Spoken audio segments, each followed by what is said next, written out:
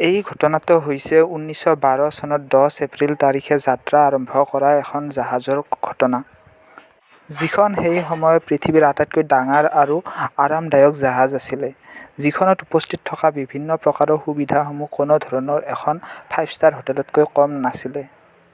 জাহাজখনত উপস্থিত থকা বিভিন্ন প্ৰকাৰৰ উন্নত সুবিধাসমূহৰ বিষয়ে ইয়াৰ পৰাই জানিব পৰা যায় যে সেই সময়ত এই জাহাজখন বনোৱাত প্ৰায় $7.5 মিলিয়ন টকাৰ খৰচ হৈছিল, যিটো আজিৰ সময়ত প্ৰায় $400 মিলিয়ন সমান হ'ব। আৰু এই জাহাজখনৰ নাম হৈছে RMS টাইটানিক। এই জাহাজখনে তেওঁৰ প্ৰথম যাত্ৰা আৰম্ভ কৰিছিল ইংলেণ্ডৰ চাউথহেম্পটনৰ পৰা নিউয়ৰ্ক চহৰলৈ। আৰু জাহাজখনত উপস্থিত থকা বিভিন্ন মানুহৰ ভিতৰত আছিল বহুতো ডাঙৰ ডাঙৰ উদ্যোগপতি, ফিল্ম ষ্টাৰ আৰু বিভিন্ন প্ৰকাৰৰ মাইগ্ৰেণ্টছসকল, যিয়ে এক উন্নত মানদণ্ডৰ জীৱন যাপন কৰাৰ উদ্দেশ্যে চাউথহেম্পটনৰ পৰা নিউয়ৰ্কলৈ যাত্ৰা কৰিছিল। এই জাহাজখনৰ সম্পূৰ্ণ দায়িত্ব আছিল ৬২ বছৰ বয়সৰ ছিনিয়ৰ কেপ্টেইন এডৱাৰ্ড জন স্মিথৰ ওপৰত। আৰু এই জাহাজখনক হোৱাইট ষ্টাৰ লাইন নামৰ এটি কোম্পানীয়ে বনাইছিল। আৰু জাহাজখন বনোৱা হোৱাৰ পিছত কোম্পানীটোৱে কৈছিল যে এই জাহাজখন কেতিয়াও ডুবিব নোৱাৰে, যাৰ বাবে সেই সময়ত এই জাহাজখনৰ প্ৰতি যাত্ৰীসকল, মিডিয়া আৰু সকলো পাব্লিকৰ মাজত অৰ্থাৎ জনসাধাৰণৰ মাজত এক বিশেষ ধৰণৰ উৎসাহ দেখিবলৈ পোৱা গৈছিল। কিন্তু এই জাহাজখনে যাত্ৰা আৰম্ভ কৰাৰ 2 দিন পিছত অৰ্থাৎ 1912 চনৰ 12 এপ্ৰিল তাৰিখে জাহাজখনে সাগৰৰ মাজত বিভিন্ন প্ৰকাৰৰ বৰফৰ পাহাৰৰ সন্মুখীন হৈছিল। সাগৰ মহাসাগৰৰ মাজত বৰফৰ পাহাৰ পৰিলক্ষিত হোৱাটো কোনো এক ডাঙৰ ঘটনা নহয়, যাৰ বাবে সাগৰ মহাসাগৰত যাত্ৰা কৰা সকলোবিলাক জাহাজে এখনে আনখনক ৰেডিঅ' ছিগনেলৰ জৰিয়তে এখন জাহাজক আনখনে বৰফৰ পাহাৰ নাইবা অন্য ধৰণৰ কোনো বিপদৰ সংকেত দেখা পালে এই বিষয়ে অৱগত কৰি থাকে। আৰু এনে ধৰণৰ বিভিন্ন প্ৰকাৰৰ বাৰ্তা লাভ কৰাৰ পিছত RMS টাইটানিকেও সাগৰৰ মাজত কেইবাবাৰো তাৰ দিশ পৰিৱৰ্তন কৰিছিল। 14 এপ্ৰিল তাৰিখে RMS টাইটানিকে সন্মুখত পুনৰ 7টা বৰফৰ পাহাৰ থকাৰ কথা অৱগত হৈছিল। কিন্তু জাহাজখনৰ কেপ্টেইন স্মিথ আৰু তেওঁৰ অন্য ক্ৰিউবোৰে এই ইনফৰমেশ্যনৰ ওপৰত বিশেষ গুৰুত্ব দিয়া নাছিল আৰু জাহাজখনৰ গতি কমোৱা নাছিল। লাহে লাহে আন্ধাৰ হৈ আহিছিল আৰু সেইদিনাখন আকাশত চন্দ্ৰ ওলোৱা নাছিল। সেইবাবে জাহাজখনৰ ভিতৰৰ অংশৰ বাদে জাহাজখনৰ বাহিৰৰ অংশ অৰ্থাৎ গোটেই সাগৰটো অন্ধকাৰ হৈ পৰিছিল। জাহাজৰ ওপৰত এক ক্ৰিউ নেষ্ট নামৰ অৰ্থাৎ এক সৰু ঠাই বনোৱা হৈছিল, য'ত ৰাতিৰ সময়ত 2জন বা 1জন ক্ৰিউ ৰখা হৈছিল, যাতে জাহাজখনৰ সন্মুখত কোনো ধৰণৰ বিপদৰ সংকেত দেখা পালে তেওঁলোকে তলত থকা অৰ্থাৎ জাহাজৰ ডেকত থকা ক্ৰিউবোৰক জনাব পাৰে। কিন্তু সেইদিনাখন ৰাতিটো বহুত ঠাণ্ডা হোৱাৰ বাবে আৰু ৰাতিটো অন্ধকাৰ হোৱাৰ বাবে তেওঁলোকে সন্মুখত কিবা থাকিলে ভালদৰে দেখা পোৱা নাছিল। কিন্তু প্ৰায় ৰাতি 11:38 মান বজাত ক্ৰিউ নেষ্টত থকা ক্ৰিউ 2জনে সন্মুখত এখন বৰফৰ পাহাৰ দেখিবলৈ পাইছিল আৰু তেতিয়া তেওঁলোকে কোনো ধৰণৰ সময় নষ্ট নকৰি তলত থকা ক্ৰিউবোৰক এই বিষয়ে অৱগত কৰিছিল। কিন্তু তেতিয়ালৈকে বহুত দেৰি হৈ গৈছিল আৰু জাহাজখন বৰফৰ প্ৰায় ওচৰ চাপি আহিছিল। আৰু তেওঁলোকে ইনফৰমেশ্যন কৰাৰ প্ৰায় 1 মিনিটমান পিছত জাহাজখনে বৰফৰ পাহাৰত খুন্দা মাৰিছিল। আৰু এই বৰফৰ পাহাৰখন কোনো এক সৰু পাহাৰ নাছিল, এইখন প্ৰায় এক ফুটবল ফিল্ডৰ সমান ডাঙৰ আছিল আৰু বৈজ্ঞানিকসকলে কোৱা মতে এই বৰফৰ পাহাৰখনৰ ওজন প্ৰায় 1.5 মিলিয়ন টন আছিল। জাহাজখনে বৰফৰ পাহাৰত জাহাজখনৰ সন্মুখৰ সোঁফালে খুন্দা মাৰিছিল। জাহাজখনৰ তলৰ অংশত কিছুমান সৰু সৰু ছিদ্ৰৰ সৃষ্টি হৈছিল আৰু যাৰ মাজেৰে জাহাজখনৰ ভিতৰত পানী সোমাবলৈ আৰম্ভ কৰিছিল। ঘটনাটো সংঘটিত হোৱাৰ কিছু ছেকেণ্ড পিছত জাহাজখনৰ কেপ্টেইন স্মিথ আৰু জাহাজখনৰ আৰ্কিটেক্ট থমাছ এণ্ড্ৰিউৱে জাহাজখনৰ পৰ্যবেক্ষণ কৰিবলৈ গৈছিল আৰু পৰ্যবেক্ষণ কৰা হোৱাৰ পিছত তেওঁলোকে গম পাইছিল যে এই জাহাজখনক কোনেও বচাব নোৱাৰে, অৰ্থাৎ এই জাহাজখন ডুবিব। প্ৰথমতে আমি কৈছিলোঁ যে জাহাজখন কেতিয়াও ডুবিব নোৱাৰে, কিয়নো এই জাহাজখন বনোৱাৰ সময়ত জাহাজখনৰ সুৰক্ষাৰ ওপৰত বিশেষ ধৰণৰ গুৰুত্ব প্ৰদান কৰা হৈছিল। তাৰ বাবে জাহাজখনৰ সুৰক্ষাৰ ওপৰত লক্ষ্য ৰাখি জাহাজখনৰ তলত দুটা লেয়াৰ বনাইছিল আৰু তাৰে এটা লেয়াৰ যদি নষ্ট হৈ যায় তেতিয়া দ্বিতীয় লেয়াৰে জাহাজখনক পানীত ডুবাৰ পৰা ৰক্ষা কৰিব। তাৰোপৰি জাহাজখনৰ দ্বিতীয় লেয়াৰত 16টা চেম্বাৰ বনোৱা হৈছিল। কিবা কাৰণত যদি জাহাজখনৰ 4টা চেম্বাৰত পানী সোমায় তেতিয়া জাহাজখন পানীৰ ওপৰত ভাহি থাকিব, অৰ্থাৎ জাহাজখন নুডুবে। কিন্তু বৰফৰ পাহাৰখনে জাহাজৰ ছাইডত খুন্দা মৰাৰ বাবে জাহাজখনৰ 4টা চেম্বাৰৰ ঠাইত প্ৰায় 6-7টামান চেম্বাৰৰ ভিতৰত পানী সোমাইছিল, যাৰ বাবে জাহাজখনৰ কেপ্টেইন আৰু আৰ্কিটেক্টজনে গম পাইছিল যে এই জাহাজখনক আৰু বচাব নোৱাৰে, কিয়নো জাহাজখনৰ চেম্বাৰত পানী সোমোৱা সীমা আছিল 4টা, কিন্তু 4টাতকৈ অধিক সংখ্যক চেম্বাৰৰ ভিতৰত পানী সোমোৱাৰ বাবে তেওঁলোকে জাহাজখন ডুবিব বুলি কৈছিল। তাৰ পিছত জাহাজখনৰ কেপ্টেইন স্মিথে তেওঁৰ ক্ৰিউবোৰক ওচৰত থকা জাহাজবোৰলৈ ৰেডিঅ' ছিগনেল পঠাবলৈ কৈছিল, যাতে সেই জাহাজবোৰে আহি টাইটানিকত থকা অন্য পেছেঞ্জাৰবোৰক বচাব পাৰে। তাৰোপৰি জাহাজখনত থকা কিছুসংখ্যক ক্ৰিউৱে ওপৰলৈ ৰকেট জ্বলাই পঠাই দিছিল, যাতে সেই ৰকেটৰ পোহৰবোৰ দেখি ওচৰত থকা জাহাজবোৰে এই জাহাজখনৰ ওচৰলৈ আহিব পাৰে।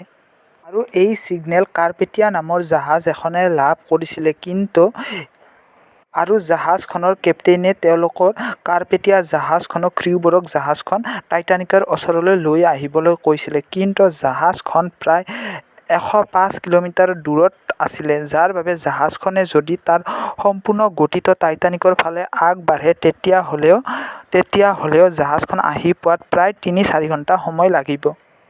এতিয়া প্ৰশ্ন হৈছিল যে এই 3 বা 4 ঘণ্টা সময় টাইটানিক জাহাজখন জানো পানীৰ ওপৰত থাকিব নে পানীৰ তলত ডুবি যাব? তাৰ পিছত কেপ্টেইন স্মিথে টাইটানিকৰ পেছেঞ্জাৰবোৰক লাইফ বটৰ জৰিয়তে টাইটানিকৰ পৰা পঠাই দিয়াৰ বাবে সিদ্ধান্ত লৈছিল আৰু তেওঁৰ ক্ৰিউবোৰক এই বিষয়ে অৰ্ডাৰ দিছিল। আৰু তেওঁলোকে এই ক্ষেত্ৰত তিৰোতা আৰু শিশুবোৰৰ ক্ষেত্ৰত অগ্ৰাধিকাৰ প্ৰদান কৰিছিল। কিন্তু তেতিয়ালৈকে অধিক সংখ্যক পেছেঞ্জাৰে ভয় বা চিন্তিত হোৱা নাছিল, কিয়নো তেওঁলোকে বিভিন্ন সংবাদৰ দ্বাৰা জানিব পাৰিছিল যে টাইটানিক জাহাজখন কেতিয়াও ডুবিব নোৱাৰে। সেইবাবে যেতিয়া প্ৰথম অৱস্থাত লাইফ বোটবিলাক পানীত নমোৱা হৈছিল, তাত অতি কম সংখ্যক মানুহেহে গৈছিল, অৰ্থাৎ লাইফ বোট কেইখনে প্ৰায় 65 জন মানুহ কঢ়িয়াব পৰা কেপাচিটি আছিল, কিন্তু তাত কেৱল 28 জনমান ব্যক্তিহে কঢ়িওৱা হৈছিল। যেতিয়া অধিক সংখ্যক চেম্বাৰৰ ভিতৰত পানী সোমাব ধৰিলে তেতিয়া জাহাজখনৰ পিছৰ অংশ কিছু পৰিমাণে ওপৰলৈ উঠি আহিল, আৰু তেতিয়া জাহাজত উপস্থিত থকা সকলোবিলাক পেছেঞ্জাৰে ভাবিলে যে এই জাহাজখন ডুবিব, আৰু তেতিয়া তেওঁলোকৰ মাজত এক বিশেষ ধৰণৰ চিন্তা পৰিলক্ষিত হৈছিল আৰু তেওঁলোকৰ মাজত হাহাকাৰৰ সৃষ্টি হৈছিল। যিহেতু জাহাজখন ডুবিব নোৱাৰে বুলি সকলোৱে বিশ্বাস কৰিছিল, সেয়ে তাত অতি কম সংখ্যকে লাইফ বোট কঢ়িওৱা হৈছিল। যিকেইখন লাইফ বোট জাহাজখনত উপস্থিত থকা পেছেঞ্জাৰৰ তুলনাত অতি সংখ্যক কম আছিল, যিয়ে কেৱল প্ৰায় 1200 মান মানুহে কঢ়িয়াব পাৰিছিল, কিন্তু জাহাজখনত মুঠ মানুহ প্ৰায় 2200 মান উপস্থিত আছিল। ঘটনাটো দেখা পোৱা লোকসকলৰ মতে প্ৰায় ৰাতি 2:20 মান বজাত জাহাজখন 2টা ভাগত ভাগ হৈছিল আৰু পানীৰ তলত সোমাই গৈছিল। অধিক সংখ্যক পেছেঞ্জাৰ জাহাজখনৰ লগতে পানীৰ তলত সোমাই গৈছিল, আৰু যিখিনি পেছেঞ্জাৰে সাঁতুৰিব জানিছিল তেওঁলোকে পানীৰ ওপৰত সাঁতুৰি আছিল যদিও সেইখিনি ঠাইত উষ্ণতা প্ৰায় -2 ডিগ্ৰী চেলছিয়াছ থকা বাবে সেই ঠাণ্ডাৰ বাবে সাঁতুৰি থকা মানুহখিনিৰো মৃত্যু হৈছিল। কিছুমান লোকে কয় যে জাহাজখনৰ কেপ্টেইন স্মিথে নিজকে গুলীয়াই হত্যা কৰিছিল, আৰু আন কিছুমানে কোৱা মতে জাহাজখনৰ কেপ্টেইন স্মিথে জাহাজখনৰ কণ্ট্ৰল ৰুমত শেষ পৰ্যায়লৈকে আছিল আৰু জাহাজখনৰ লগতে পানীৰ তলত সোমাই গৈছিল। আৰু কাৰ্পেটিয়া জাহাজখনে ৰাতি প্ৰায় 3:30 মান বজাত ঘটনাস্থলীত উপস্থিত হৈছিল, কিন্তু তেতিয়ালৈকে বহুত দেৰি হৈ গৈছিল। তেওঁলোকে কেৱল তাত লাইফ বোটত থকা পেছেঞ্জাৰখিনিকহে বচাবৰ বাবে সক্ষম হৈছিল। বাকী অধিক সংখ্যক পেছেঞ্জাৰ টাইটানিকৰ লগত পানীৰ তলত সোমাই গৈছিল। ঘটনাটো সংঘটিত হোৱাৰ পিছত বহুতো তথ্য সন্মুখলৈ আহিছিল। ঘটনাটোৰ পিছত গম পোৱা গ'ল যে যিদিনাখন ৰাতি সেই ঘটনাটো সংঘটিত হৈছিলে সেইদিনাখন টাইটানিক জাহাজখনৰ পৰা প্ৰায় ৩৫ কিলোমিটাৰ দূৰত এছ কেলিফৰ্ণিয়া নামৰ জাহাজ এখন উপস্থিত আছিলে আৰু এই জাহাজখনে টাইটানিকক শেষবাৰৰ বাবে বৰফৰ পাহাৰ থকাৰ বিষয়ে অৱগত কৰিছিলে। কিন্তু ৰাতি বহুত আন্ধাৰ হোৱাৰ বাবে আৰু সেইখিনি ঠাইত বহুত সংখ্যক বৰফৰ পাহাৰ থকাৰ বাবে এছ কেলিফৰ্ণিয়া নামৰ জাহাজখনে ৰাতি যাত্ৰা আৰম্ভ নকৰি তেওঁলোকে ৰাতি তাতেই থকাৰ সিদ্ধান্ত লৈছিলে, অৰ্থাৎ পানীৰ মাজতে জাহাজখন ৰখাই থোৱাৰ সিদ্ধান্ত লৈছিলে। আৰু এছ কেলিফৰ্ণিয়া জাহাজখনৰ ৰেডিঅ' অপাৰেটৰজনে তেওঁলোকৰ ৰেডিঅ' ছিগনেল বন্ধ কৰি থৈছিলে, যাৰ ফলত তেওঁলোকে টাইটানিকৰ পৰা পঠোৱা বিভিন্ন প্ৰকাৰৰ ৰেডিঅ' ছিগনেলবোৰ লাভ কৰিবলৈ সক্ষম হোৱা নাছিলে। তাৰোপৰি এছ কেলিফৰ্ণিয়া নামৰ জাহাজখনৰ ক্ৰিউসকলে কোৱা মতে তেওঁলোকে টাইটানিক জাহাজখনৰ পৰা ৰকেট জ্বলাই ওপৰলৈ পঠোৱা দেখা পাইছিলে আৰু এছ কেলিফৰ্ণিয়া জাহাজখনৰ ক্ৰিউবোৰে তেওঁলোকৰ কেপ্টেইনক জনাইছিলে। কিন্তু কেপ্টেইনে তেওঁলোকক কৈছিলে যে টাইটানিক জাহাজখনত বহুত প্ৰকাৰৰ ধনী মানুহে যাত্ৰা কৰিছে, যাৰ ফলত তেওঁলোকে এই ৰাতিখন তাত কোনো ধৰণৰ পাৰ্টি কৰি আছে, যাৰ বাবে তেওঁলোকে ওপৰলৈ ৰকেট উৰুৱাইছে। সেয়ে এছ কেলিফৰ্ণিয়া জাহাজখনৰ কেপ্টেইনে সেই বিষয়ৰ ওপৰত বিশেষ গুৰুত্ব প্ৰদান কৰা নাছিল। পিছদিনাখন যেতিয়া এছ কেলিফৰ্ণিয়া নামৰ জাহাজখনৰ ৰেডিঅ' অপাৰেটৰজনে তেওঁলোকৰ ৰেডিঅ' অ'পেন কৰিছিলে, তেতিয়া তেওঁলোকে টাইটানিক জাহাজখনৰ পৰা পঠোৱা ৰেডিঅ' ছিগনেলবিলাক লাভ কৰিছিলে। তেতিয়া তেওঁলোকে ঘটনাস্থলীত উপস্থিত হৈছিলে, কিন্তু তেতিয়া তেওঁলোকে কেৱল তাত পানীৰ ওপৰত মৃতদেহবিলাক ভাহি থকা দেখিবলৈ পাইছিল। ইমান ডাঙৰ ঘটনা এটাৰ বাবে আমি কোনো এজন ব্যক্তিক দায়বদ্ধ বুলি ভাবিলে নহ'ব। কিয়নো টাইটানিক জাহাজখনত যিমানবিলাক লাইফ বোটৰ কেপাচিটি থাকিব লাগিছিলে সিমানবিলাক লাইফ বোট তেওঁলোকে কঢ়িওৱা নাছিলে, যাৰ ফলত তাত অধিকসংখ্যক পেছেঞ্জাৰৰ মৃত্যু হৈছিলে। যদিহে তাত থাকিবলগীয়া পৰ্যাপ্ত পৰিমাণৰ লাইফ বোট থাকিলে হয়, তেতিয়াহ'লে সকলোবিলাক পেছেঞ্জাৰক লাইফ বোটৰ জৰিয়তে বচাব পৰা গ'লহেঁতেন।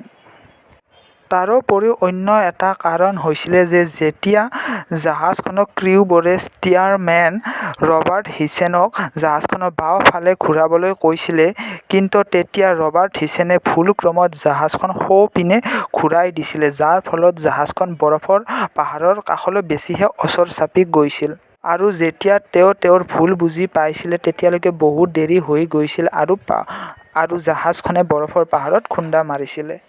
ব্ৰিটিছ ইনকুৱাৰীৰ দ্বাৰা গম পোৱা গৈছিলে যে হোৱাইট ষ্টাৰ লাইন নামৰ কোম্পানীটোৰ চেয়াৰমেন আৰু managing director Joseph Bruce RMS টাইটানিকৰ কেপ্টেইন স্মিথৰ ওপৰত হেঁচা প্ৰয়োগ কৰিছিল যাতে RMS টাইটানিকৰ গতি নকমায়, আৰু তেওঁলোকে ইংলেণ্ডৰ ছাউথহেম্পটনৰ পৰা নিউয়ৰ্কলৈ এই যাত্ৰা 6 দিনত শেষ কৰি এক বিশ্ব ৰেকৰ্ড বনাবলৈ চেষ্টা কৰিছিল। এই ঘটনাটো সংঘটিত হোৱাৰ পাছত হোৱাইট ষ্টাৰ লাইন নামৰ কোম্পানীটোৱে বিভিন্ন প্ৰকাৰৰ লোকচানৰ সন্মুখীন হ'ব লগা হৈছিল। তদুপৰি এই ঘটনাটো সংঘটিত হোৱাৰ পিছত জাহাজৰ পৰিবহণৰ ক্ষেত্ৰত বহুতো নীতি নিয়ম বান্ধি দিয়া হৈছিল যাতে ভৱিষ্যতে এনে প্ৰকাৰৰ দুৰ্ঘটনা পুনৰ সংঘটিত নহয়। ঘটনাটো সংঘটিত হোৱাৰ পিছত টাইটানিক জাহাজখনক পানীৰ তলত বিচাৰি উলিয়াবৰ বাবে বহুতবাৰ চেষ্টা কৰা হৈছিল।